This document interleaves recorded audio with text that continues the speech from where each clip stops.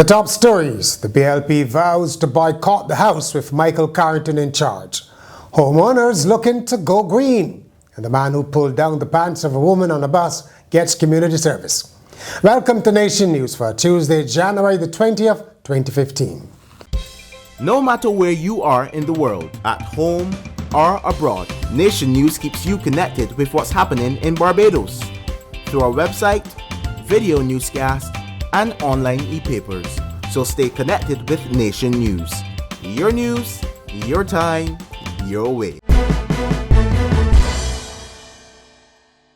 After a double walkout from the House of Assembly, the Barbados Labour Party says its MPs will not be returning as long as Speaker Michael Carrington is in the chair. The first walkout occurred after Mr. Carrington dismissed opposition suggestions that he step aside until the Committee of Privileges makes a ruling on a court order against him. The exchanges were at that point quite spirited. The Speaker later left the chamber without explanation, and the 8 opposition members, including Ms. Motley, returned to take their seats. But as soon as he returned, they left again. You may recall that when the House of Assembly met a week ago, Mr. Carrington opted to recuse himself after the opposition drew attention to the court case in which he has been asked to surrender nearly $250,000 to a client. Ms. Motley set out her party's case against the Speaker during a news conference. Now, the Barbados Labour Party, therefore, after the Parliamentary Party met, I entered the House and spoke. And our position is very clear. The Speaker ought to recuse himself from the chair until this matter is resolved. There are those of us who may have views that we should not even be continuing with that matter, but that is not what we're here about. When we left the chamber, the Deputy Speaker took the chair for a period of time. We went back in. And every time the Deputy Speaker is in the chair, we will be there. Every time the Chairman of Committees is in the chair, we will be there. But until this issue is resolved, we believe that the Speaker of the House should not seek to hold the chair and that he should recuse himself until such time as this matter is resolved either by the Committee of Privileges, one way or the other, reporting back to the House and the House taking its decision one way or the other. And then that is without prejudice to our own view as to what he should do. The president of the Barbados Cancer Society, Dr. Dorothy Cook-Johnson, says it is seeing increased demand for financial assistance. She spoke following a presentation by the British High Commission. What I would like to say is that the need for money is becoming greater. We have had a number of people who have been faced with the need to have chemotherapy, which may cost them around about $50,000 or $60,000 for the full course, for which we might be able to give 2 or 1 or 2, 3 of the courses, maybe at a couple of $1,000s each. I'm finding that people are almost becoming resigned to the fact that they're not going to be able to raise that money in this economy where so many other people also are desperately searching for funds. And there appears to have been a few people recently who sort of indicated, well, I know I can't fight this, I know I can't get the funds, and therefore I just must become resolved to, the fact that I'm not going to make it, because fighting it can only be done with funds, and many people just don't have the funds, and all of the organizations are not able to deal with the huge amount of funding which is needed. For instance, you look at a drug called Gleevec, which is going to cost probably about $72,000 to $80,000 a year, where there might be 20 people on that. That's going to cost the government millions of dollars, and quite honestly, I don't know how the government has been able to manage some of the onerous burdens of paying for some of these drugs for cancer, but they have done so. They have done so admirably. But now it's becoming more of a stretch for them to be able to do it, and we are getting more and more requests, and we find that we can only do so much for each individual. We can't take on everyone's total problem together because we would be, decimated immediately. So the small amount of help that we can get and others sometimes is not enough. Prospective Barbadian homeowners are increasingly looking to go green. This is according to Senior Marketing Manager at Scotiabank, Lisa Cole, who said many people are trying to incorporate environmentally friendly solutions like solar panels, low-floor toilets, or energy-saving air conditioning units. She was speaking during the press launch of next month's Real Estate Expo at the Sandiford Centre.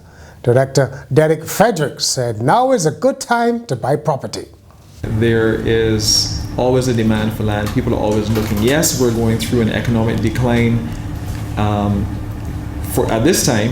However, there's always an opportunity, because this is also a good opportunity to buy, because several properties are actually being sold at less than the price there would be at a peak market time when the economy is buoyant. So there will always be opportunities for people to acquire property.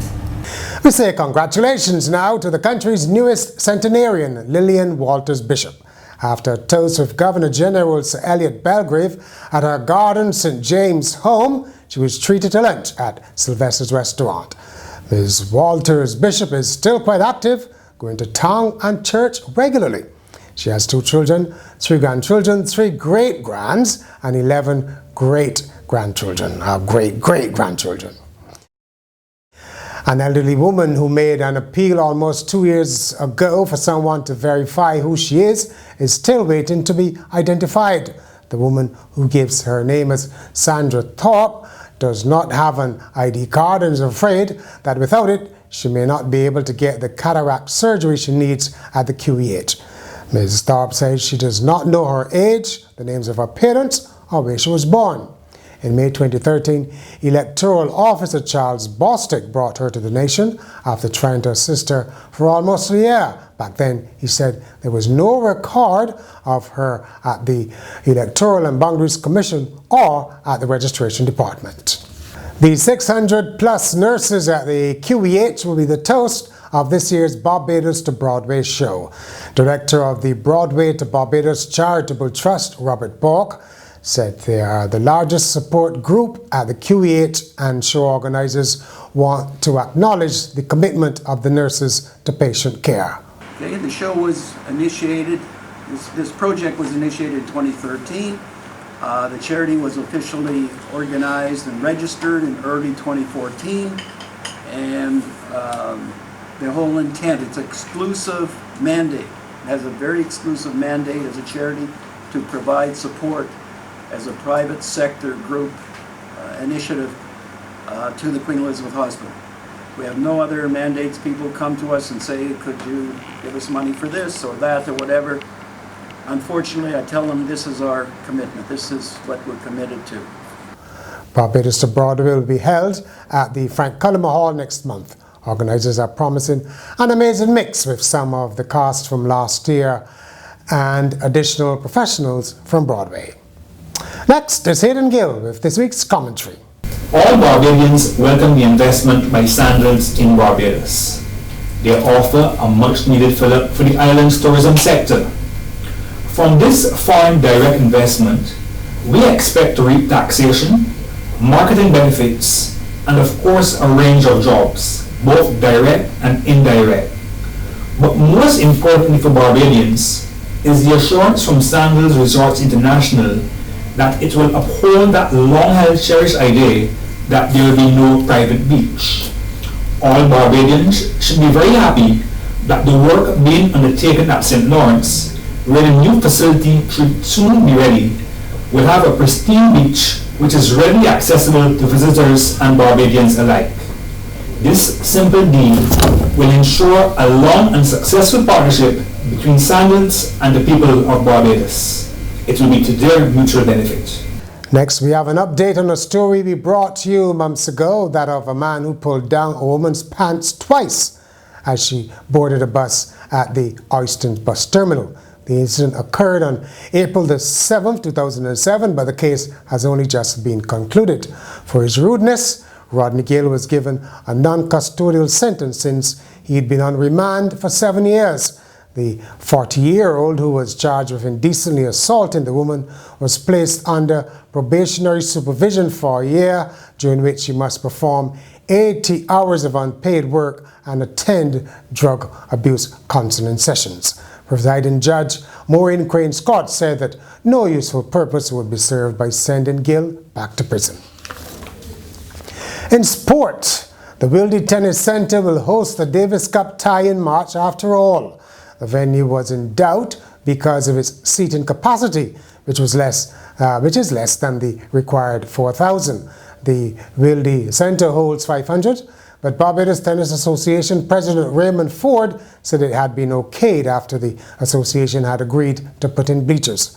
Barbados will host the Dominican Republic after gaining the first promotion to Group 1. And finally, a police officer in Texas arranged for other officers to pull over his girlfriend so he could propose in an elaborate plan caught on dashboard camera. Local television reported that Sarah Wolf said yes to Galveston police officer Gregory Pattis and that they will marry in July.